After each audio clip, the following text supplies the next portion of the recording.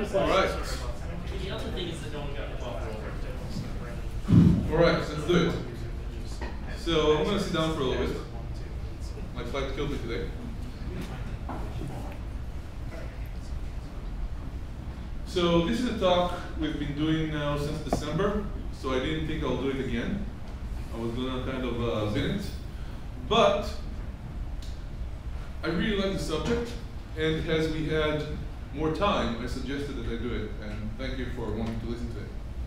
This is something very dear to my heart, and stuff like that. So, we're going to talk essentially about two things. APT reports, just to make sure that we're all on the same line when we talk about an APT. An APT could be sometimes referred to as malware used by nation states or very advanced attackers. Sometimes we're talking about the very advanced attacker itself.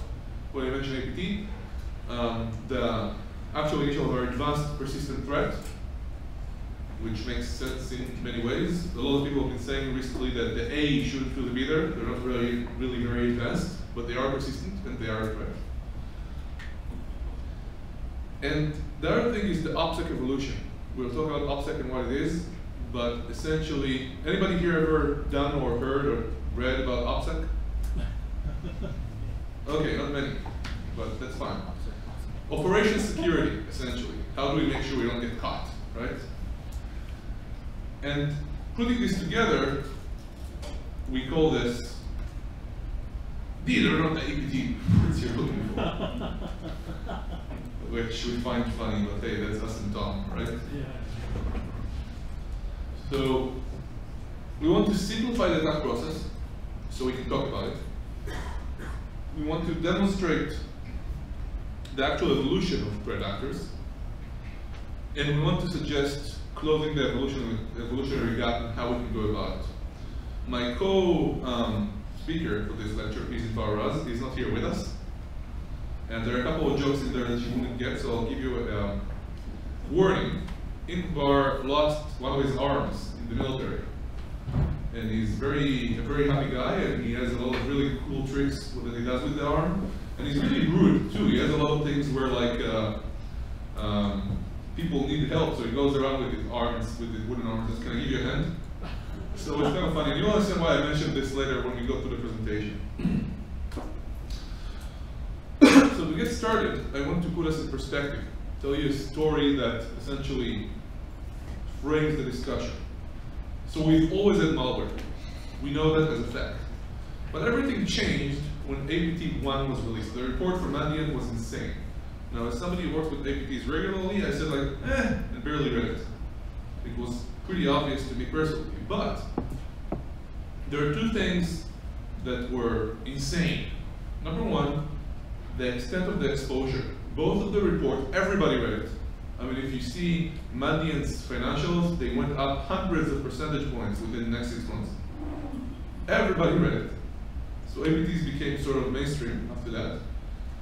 And the second thing is their operations, as we discussed a little bit earlier in the last talk, of APT-1 were completely disruptive. It took them a year and a half to come back. The IP addresses they used, the tools they used, was all gone. And they were not alone. We have seen quite a few other campaigns. Two examples at the time were Stuxnet and Flame. When we can see already a little bit of a hint about operational security, for example, Stuxnet was really tight. 500K of exactly what they needed to use. Anybody here heard of Stuxnet? Anybody not raised their hand? So just make sure Stuxnet was a Trojan horse installed at the Iranian nuclear facility, causing the centrifuges to run faster and burn out, which was pretty awesome. Physical attack, right? And then there was Flame, which was a monster, 20 megabytes of vulnerabilities, tool sets, everything. So it was meant for scale, wasn't so much tailor-made for a target. And when you think about it, when I wanted to be in the OPSEC talk for planning these, if there was any, and then in the post-exposure saying, why the heck did you create a 20 megabyte file with all our toolsets to be lost into one pop? Makes very little sense, right? So that's an immediate stark contradiction you can see or position between these two examples. The shared code, by the way, partly the same threat actor. The New York Times and some others suggest that Stuxnet was a collaboration between the United States and Israel. I don't remember what they say about Flame. But the actors started adapting at that phase. They don't want to lose their tool sets, right? They want to do something smart about it. So, for example, Gauss was a scaled operation. They hit about 2,000 targets, but there was also a target-specific attack, target-specific variant, which was encrypted to a specific system somewhere in the world based on all the parameters of the system. To my knowledge, it was never opened. It's still an encrypted file. How many targets can you actually hit with that amount of sophistication? Not very scalable. Rocket Kitten, which was my research together with Thielman over at CrowdStrike, essentially took an off-the-shelf tool, Core Impact. If they lose Core Impact, they don't really care that much. So yes, their operation is blown, but Core Impact doesn't really, they haven't really spent that much on developing it. That said, their operations are now, they can no longer run operations afterwards. They have no tool. So that's pretty interesting. And then Patchwork, the recent APT that I worked on, that was Asymmetry,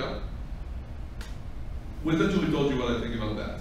They didn't even try. They essentially stole code from all over the place, forum, GitHub, whatever it is, to create something that will be operational. And surprisingly, it was still extremely useful. They own over 2,500 high-level targets successfully.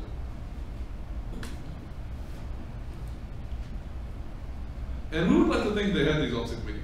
We would like to think they said, hey, what happens if we get caught? So let's talk about OPSEC in around 60 seconds.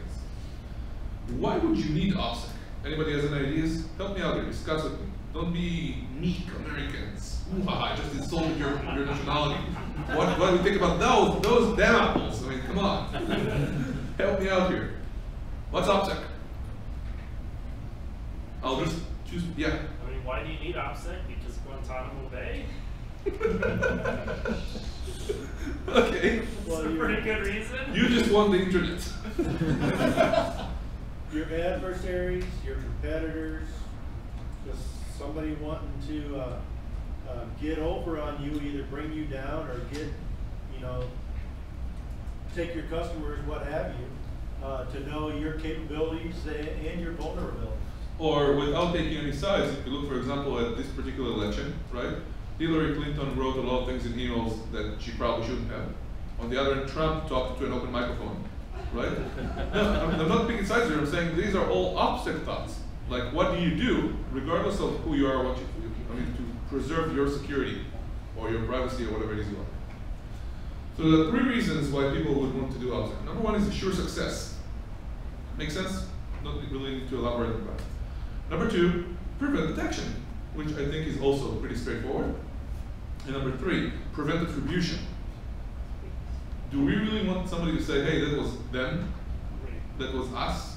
We want to avoid it as much as possible. As the presentation goes on, we'll see maybe not so much anymore, but we'll leave that to the end.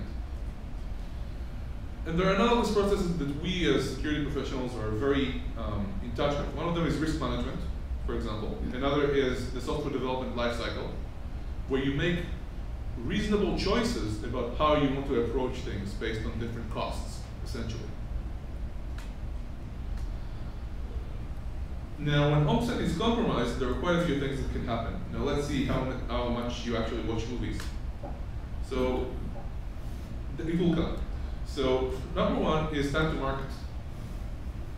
Meaning, I need to get out there in a month. I can really assure my OPSEC if I work for 3 months, but I want the operation to be successful, to actually go out there, it's meaningless. If I don't do it in a month, it's gone. So time to market, just like software development, is a big, big parameter right there.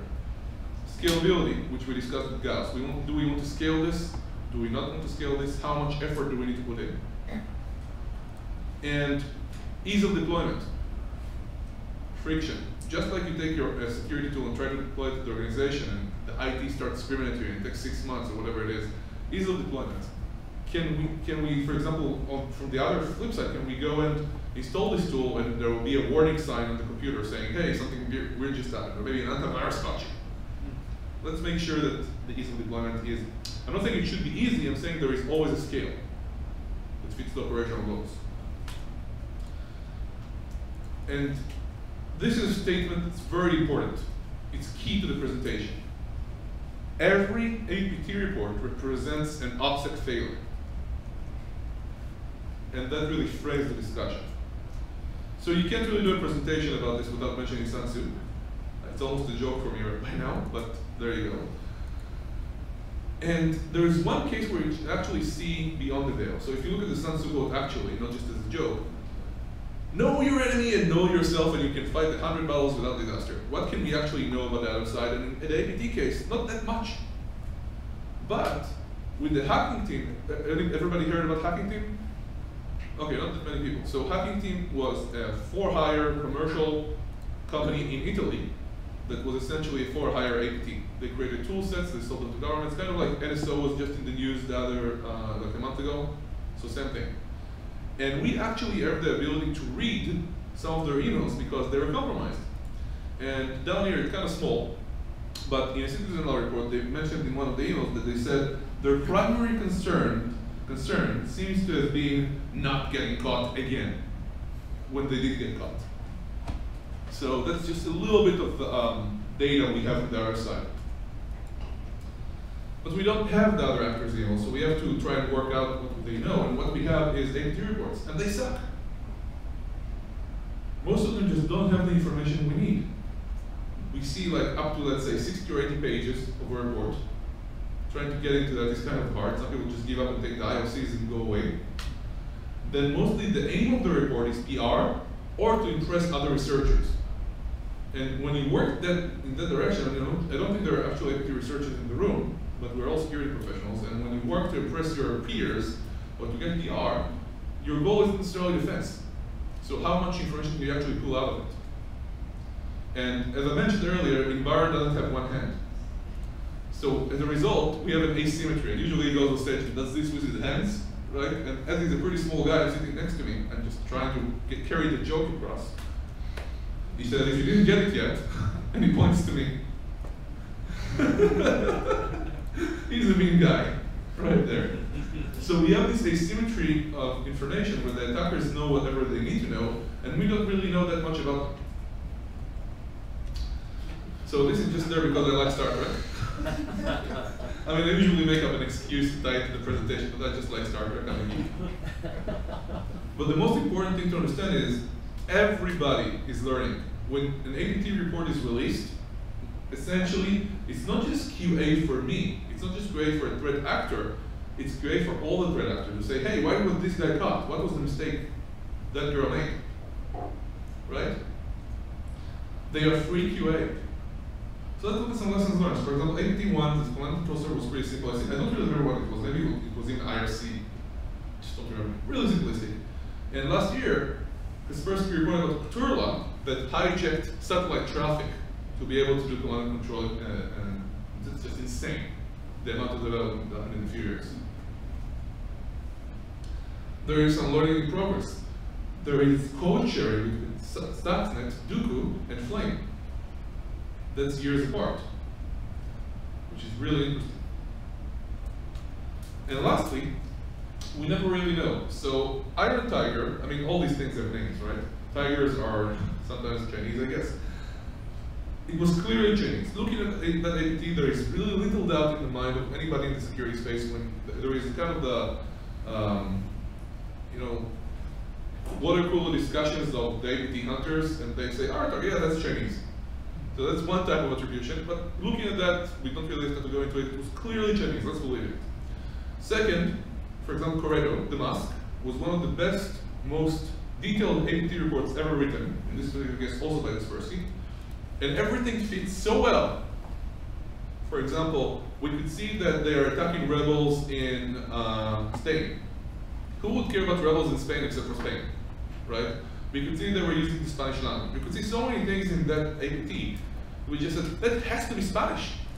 But if everything fits so well, how do we know it's not a false flag operation, somebody trying to make it look like it's actually Spanish, right? And then we have Dooku 2, where there are so many false flags, like Open Gorilla, which is Chinese, they added a string. Then there was the timing, which they just put different compilation times all over the world, so you couldn't nail down the actual location of where they were.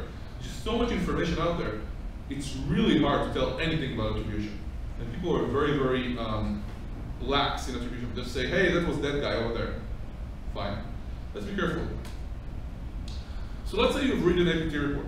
What information do you actually get? You don't get much. You get malware analysis, a lot of malware analysis, a lot of IDA Pro screenshots, really cool stuff that you think, oh, this guy knows what he's doing, right? Then you get IOCs.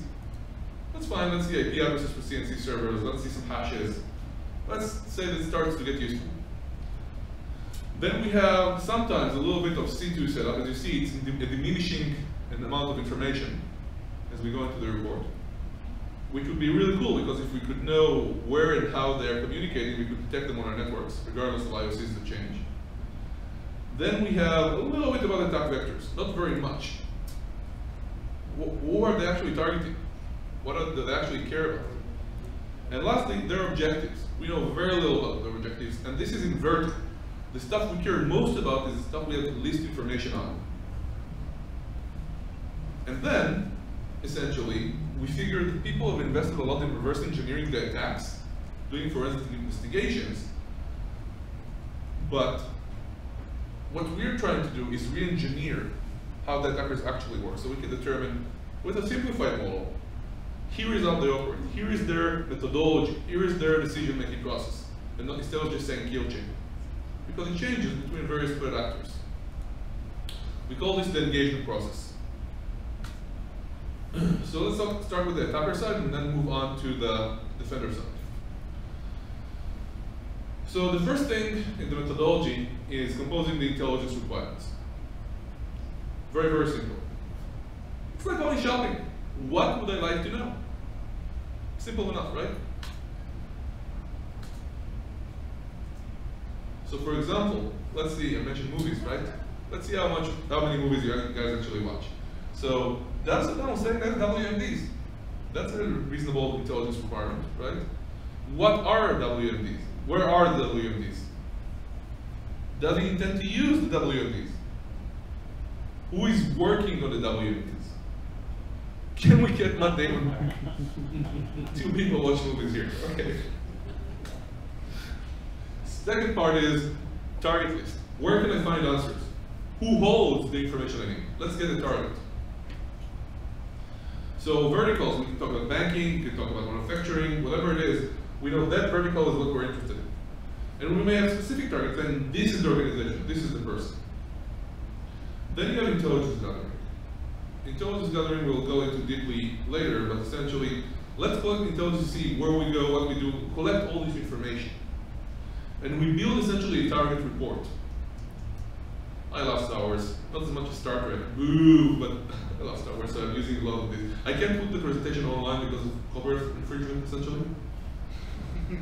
But that target report essentially tells us where do we go next, how it's built. And we can go and say, okay, this is how we approach the situation. We need an attack plan, and we need to execute on it. So the attack plan is very simple. We approach through here, we use this system, we move on to that system, we collect information here. Our backup is coming from there, whatever. And the tool set, of course, if everybody recognizes this, then great, if not, your problem, is what tool fits the job? What tool fits the actual attack plan? So there is the classic example of the tools that we know, for example, stacks that do with flame and gas. I'm waiting for the next one. Right? Yeah. And what was A? What? And what was A? Yeah, what was A? Come on. Yeah, but these are supposed to be Israeli. So, and then we have examples that are a little bit more complex. For example, there is a Dell SecureWorks report out there that showed how an attacker used the local provisioning system or orchestration system, Altiris, I think they're called, Altiris, I don't know how to pronounce it, in order to put themselves on various systems. So they like to call it live off the ground. And the thing that's important to understand is that this is an iterative cycle. It starts at the outside, we collect intelligence, we create a target report, we attack plan execution, and so on and so forth, and then we get inside and it continues. It never stops, it feeds itself. And that is very important to distinguish that it constantly goes on, both on the outside and on the inside. Meaning, we have to consider that they will, you can't stop watching that, now can you? I'll just talk very quietly as you look at each spreading your hand. And the thing is really, it keeps going no matter what. And it's important to keep in mind because there are many places, and we'll talk about it later, where you can intervene as the attacker. It goes on, it's not something that you miss the opportunity once you're done. But we'll get to that. So let's talk a little bit about the OPSEC. It used to be that the attacker would have to map out the defenses. For example, you use a firewall, you use an IDS, you use an antivirus. These are my threats. Then, as things progressed, we had to start thinking as attackers, right? Put yourselves, I'm saying, put yourselves as attackers here in this talk. About the vendor back-end capabilities. For example, Kaspersky KSM. If they discover something new, they have some new information, they can try to look for it after the fact, after you're already installed. And many antiviruses already have that capability. So we have to worry not just about what's installed right now, but what they might do in the future. And then, Regging came along. Regging was a very, very advanced APT. And the reason they found it is really, you should read the report, if you have the time, was that essentially, there was an APT magnet. There was a machine that was infected with so many APTs, they just went and said, you know what, there must be something else on there. Let's see what we can find. And I think these were supposedly the UK APT. Could have been NSA, could have been UK, I don't remember right now. I think it was UK. So an APT magnet, right? So you now have to worry about what the other threat actors might do, and are they going to get caught? Because if they get caught, it could compromise my operation. It just keeps getting more complicated. In other words, you need to really, really try to hide your identity. Your cost is now higher. There was a case with Hurricane Panda where CrowdStrike went in to do incident response, and when the threat actor identified them being there, they actually left. They didn't want to deal with that. So it's really interesting to see how the threat actors react and learn to react, saying, hey, you know what, this isn't worth it this time. And here you can see, for example, and we mentioned earlier, these things change all the time, but just by compilation time and infection time, we can try and guess, hey, how long does it take them to actually launch an operation from the minute of conception to the minute of attack? How quickly do they update, and from the minute of update, go to the field? And that's why we said, for example, in Dooku, everything was completely off the scale. Different time zones, different everything. So we can learn as we go ahead and progress with these things. What about intentional misattribution? Right? That could happen. But honestly, you don't have to be intentional. So many people out there attribute based on IP addresses. It's a tricky business, really. But you can do that. And remember, there was a joke in the Snowden documents. I didn't read it, I read about it, where they said, you know what, if we get caught, we'll blame Israel. Like, it was just a joke. But yeah, intentional misattribution could happen. So there is an evolution to the cyber engagement cycle. For example, this happens a lot. Emissary Panda, whenever possible, they reverted to tools, the operating system tools. A lot of threat actors nowadays are using PowerShell, nonstop. And Dooku 2 was really, really advanced on the extreme other end of the spectrum, where they did lateral movement and their persistence only in memory. There were just very, very few boxes in the actual network that would infect or reinfect systems. Everything was in memory. So you can keep seeing this type of evolution. One thing we nearly never see when we talk about kill chains and methodologies is this phase we call fold or retreat. If you look at Red October, it took them a long time to dismantle their infrastructure after the publication. With the Masquerado, Kostic just wrote a blog saying the mask, didn't say anything about it, and 4 hours later, everything was gone. They just dismantled everything. And Dooku 2, our interpretation, Dooku 2 is what Kaspersky discovered inside Kaspersky when they broke into Kaspersky. And our interpretation is, they didn't went for a publication, they hunted the vendor down. Think about it, a vendor can be a strategic risk for a country. They can put back their intelligence capabilities years, but just discovering their tools, exposing their tools. There are some counterexamples. I didn't really look at these guys for like 6 months, so I can't tell you if it's up to date, but APT 12, the Gaza hacker team, they didn't seem to care. meaning you exposed them, they didn't care, or they didn't even know, they just kept operating. So there are some counter examples to this fact. Now let's move on and talk about the defender side. How can we use this methodology we just discovered and their operational capabilities in evolution to try and tackle them? So we're going to go by 3 parameters: the problem, the takeaways from the problem, and the action that can be taken. So first of all, compose intelligence requirements. We do not have enough information on attacker objectives. That is continuously true. Takeaway, we need to understand it's like having a stalker. When they like you, they really like you. They're not going to stop. If you caught them once, that's meaningless. They need the information, they're going to go and get it. And you can see here, for example, this is from SecureWorks presentation RSA 2014 by Phil Burdett, where you can see that they came in, they encountered resistance using lower level tools, the weekend passed, and then they came back using higher level tools. They just kept going and escalated their capabilities as they were going at it. Another takeaway is that stealing data is just one of the options they can use. If you have a Trojan horse, you can use it for stealing data, you can use it for destruction. We've seen it before. Of course, Sony Pictures comes to mind. That was a big surprise, or was it? I mean, it wasn't fun to be in Sony when this happened, but risk assessment, that old, useless, weighty document that just sits on the table, essentially can become extremely useful to you operationally. If you have a risk and you know the risk is a Trojan horse, you should also know it can destroy data. So nowadays we do it mostly for compliance, but it's useful. Compiling a target list. We do not have today enough time-sensitive information, so we can't really discern a pattern from attacks. So the takeaway is, if you have a similar data or platform, you are on the list. When target got attacked, and they have seen that, what are they called? Point of sales platforms were attacked, they should have known, other people should have known, point of sale is now on the list and taken the precautions before, which is the difference between a risk assessment and a threat assessment. You know there is a threat out there right now. It's not just a possibility a Trojan horse will be used one way or the other. Make sure you understand this is a real threat now as opposed to a risk.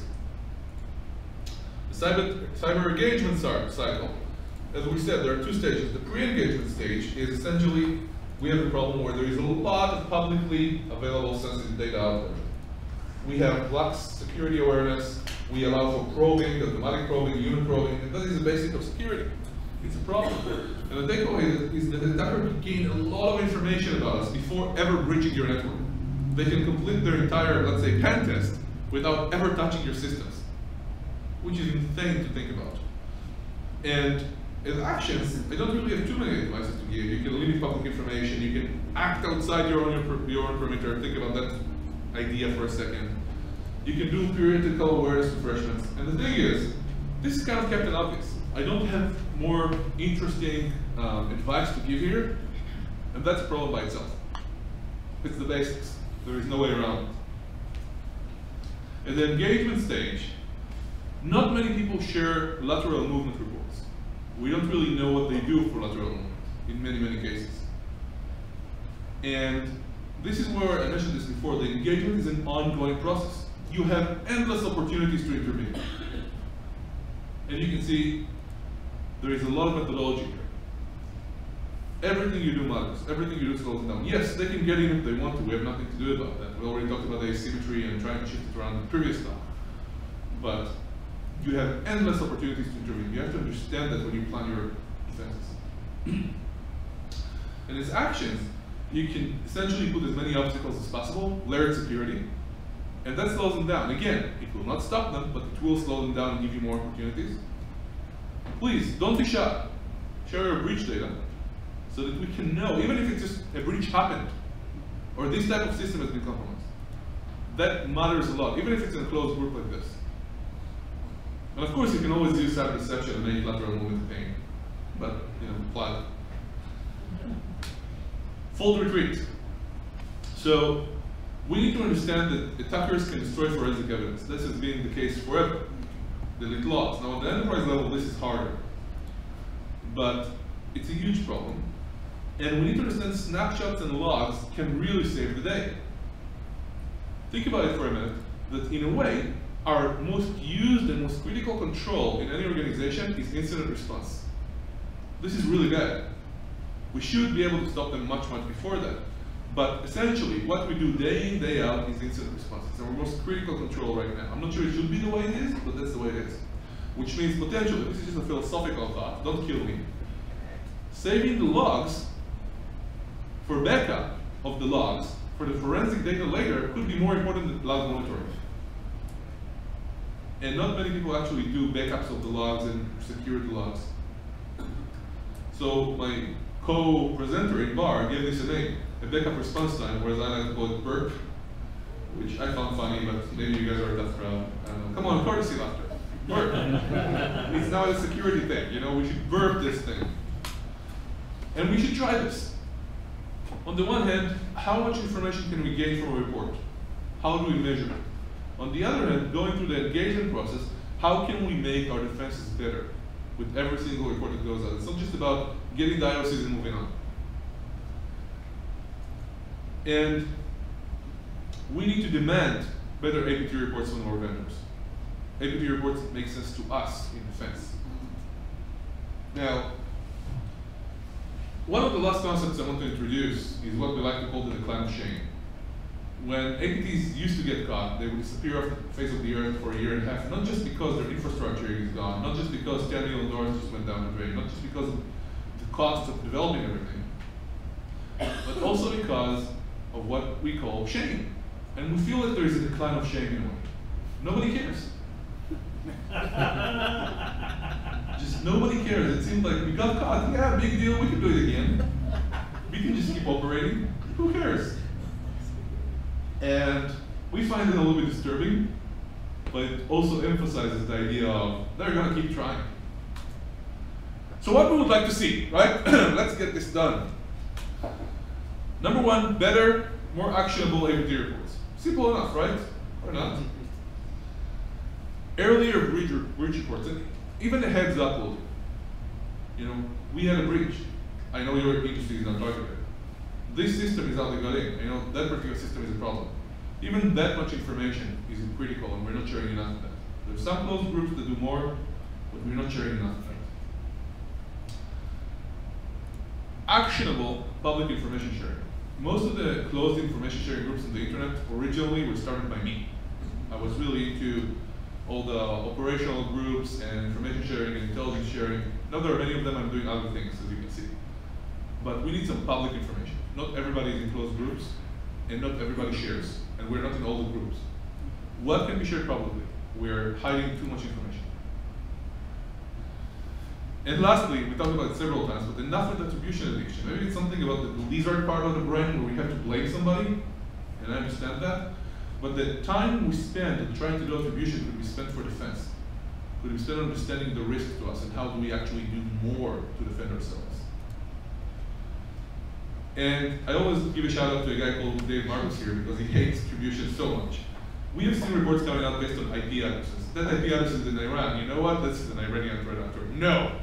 Be careful with attribution. Don't trust attribution. Just a thing. Final words, to summarize. APT reports can be a huge help. They may be, in a way, right now, who's learning from them is the attacker. We're their QA, right? But we can learn too. We can defend using them too. And that's important to understand. In other words, we're increasing their costs. Stay under 6, release more reports, use the reports, share the information, and their lives become harder. Remember, I talked a lot about the economics of cyber deception?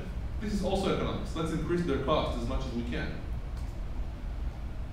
And essentially, we want to increase their costs.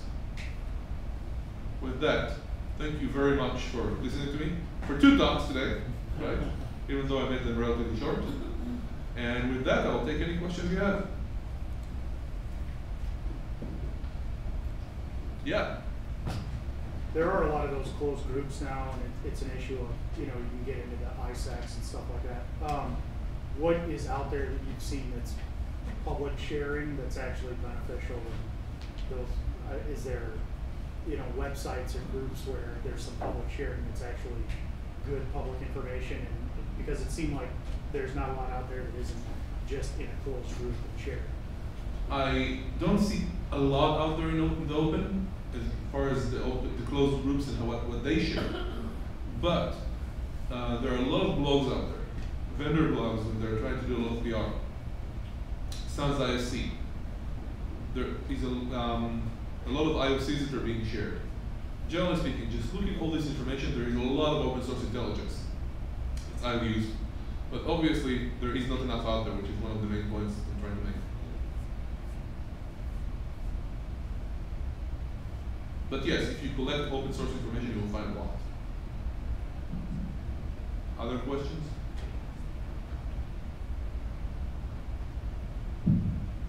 Hey, Gadi, I have a question for you.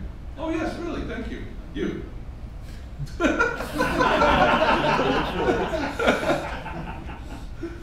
Okay, guys, thank you very much for listening to me. And remember to download the free version of Maze Runner. There you go. If anybody wants cards, I've got them. Thank you.